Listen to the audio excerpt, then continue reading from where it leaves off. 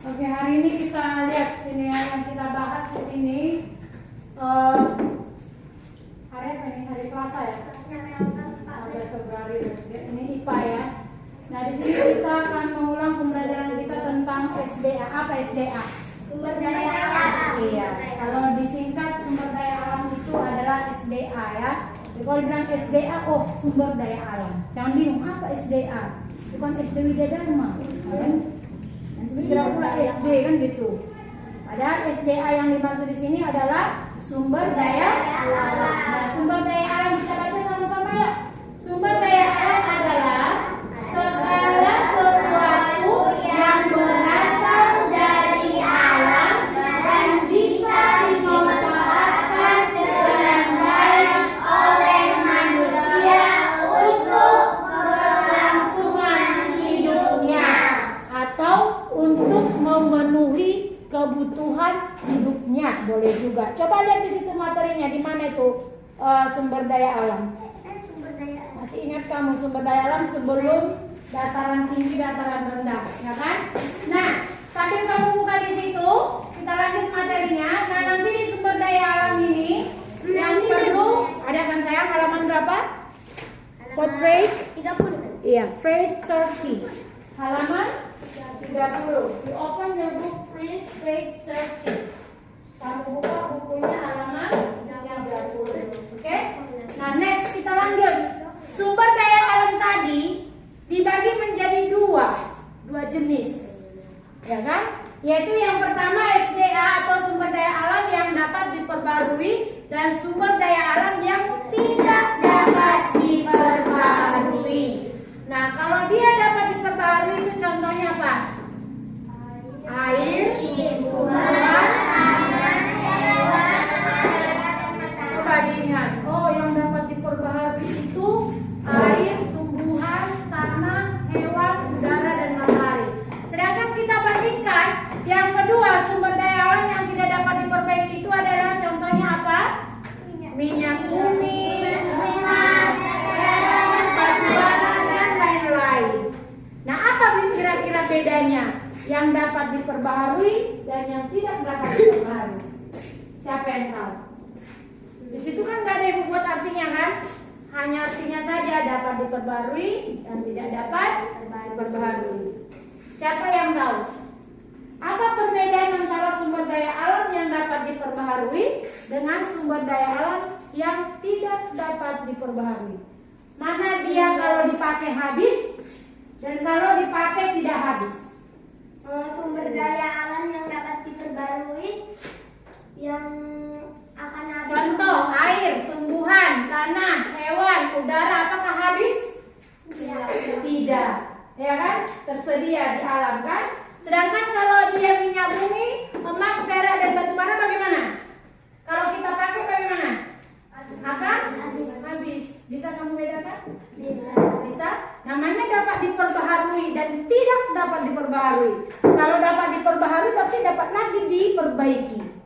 Ya kan? Tumbuh lagi, ada lagi gantinya. Sedangkan kalau tidak dapat diperbaharui, habis kita pakai ya habis. Ya kan? Sama kayak misalkan bensin. Ya kalau udah kita pakai ya habis. Ya kan? Paham kan? Iya, oke. Jadi itulah kira-kira perbedaan dari sumber daya alam. Dan yang kedua materi kita adalah metamorfosis. Metamorfosis sudah kita bahas ya. Ini lagi mata pelajaran kita. Apa itu metamorfosis? Proses perkembangan biologi pada hewan yang melibatkan perubahan bentuk atau struktur setelah kelahiran atau penetasan. Jadi kata intinya metamorfosis itu perubahan apa nak? Perubahan apa sayang? Kelahiran dan penetasan. Bentuk. Ya, proses. Ya kan? Metamorfosis itu adalah perubahan bentuk pada apa? Hewan. Ya. Jadi metamorfosis ini juga dapat dibedakan menjadi dua sama dengan SDA tadi. Apa tadi SDA? Sumber daya alam. Sumber daya alam. Nah, metamorfosis metamorfosis cuma dibagi menjadi dua. Ada dua, yaitu siapa yang tahu? Sempurna dan tidak sempurna. Betul, metamorfosis sempurna dan tidak sempurna. Berarti kalau dikatakan sempurna itu lengkap. Ya kan? Ada kan? Coba lihat bukunya lagi di halaman berapa. What page? Nah ini mem, halaman 59. Halaman 59.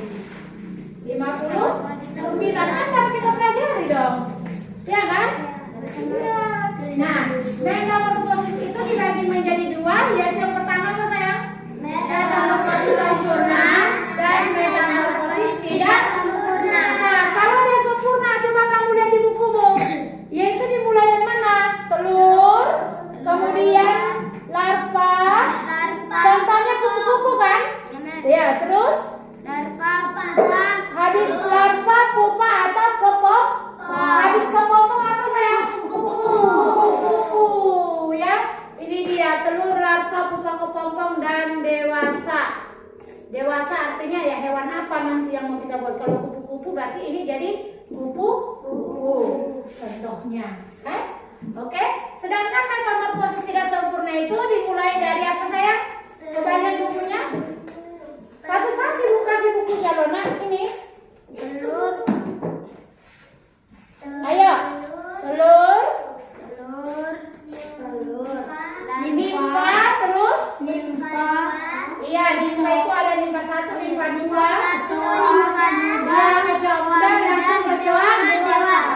Itu kalau contohnya kecoa. Iya kan? Kalau hewan lain tadi? Capung. Capung. Apa itu? Bagaimana capung? Coba.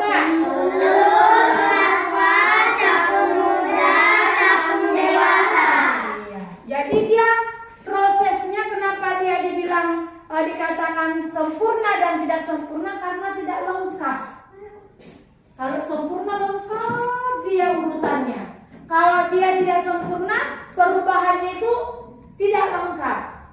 Ya, kadang ada dia melalui larva, kadang ada langsung ke nimfa. Ya, jadi nggak teratur dia. Jadi kalau dia yang sempurna harus dilalui dari telur, larva, pupa, kepompong, ya kan? Pupa atau kepompong, baru masuk dia ke hewannya dewasa. Oke? Paham? Do you understand? Apakah kamu mengerti? Yes, good. Nah sekarang ibu perintahkan kalian tulis dulu catatan rapi. Habis ditulis nanti saya akan nilai. Yang tidak rapi saya kurangi nilainya, yang rapi dapat nilai 100. Terus yang kedua saya nanti akan buat soal dari materi ini. Paham? Paham. Oke, silakan. Saya kasih waktu 10 menit. Ini dari situ, Mem. Iya, dari awal.